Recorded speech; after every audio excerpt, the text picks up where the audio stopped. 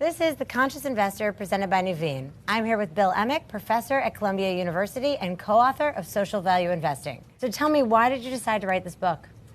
We decided to write the book because we really believe that profit and purpose can go together, that you don't have to choose one or the other. And in fact, I'll go even further than that. If we look at some of the bigger problems facing the world, inequality, climate change, opportunities, the disappearance of work, automation, those are problems that are not going to be solved by government alone, but they're not going to be solved by the private sector alone either.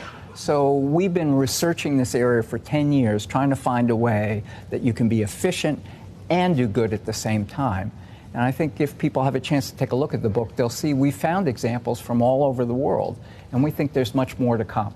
So it's not one or the other, it's both. And do you have one favorite example of how this has really worked in the past? Well, we love them all, and I love New York, and I'm from New York, so Central Park and the High Line are really close to my heart. But the one that's most amazing to me, and perhaps to most people, is India. You know, when most people think of India, they think of poverty, they think of streaming people, they think of Gandhi, and they don't recognize that India is the 6th largest economy in the world and growing faster than any other large economy. And in India, you see in the book, they've created a biometric ID system, which has not only made all their citizens, no matter where they are, eligible for government benefits, but has become a bank card, bringing banking like Citibank to people in the most rural sectors of India.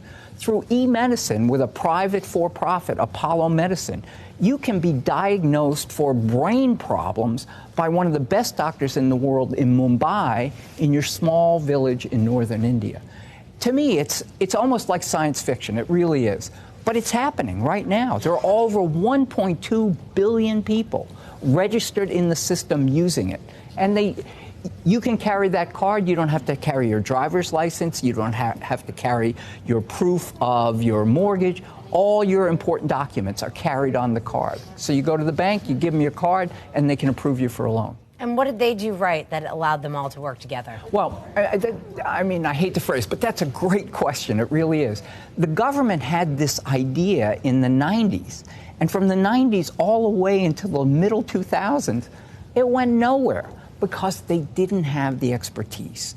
And when Modi, the current prime minister, came in, he reached out to their Silicon Valley, to one of the strongest tech sectors in the world, and asked one of their leaders, would you come into the government, $1 a year, and help us put this system together? And that's exactly what happened. So the backbone of the system is the private sector, which serves now India, not just American Express.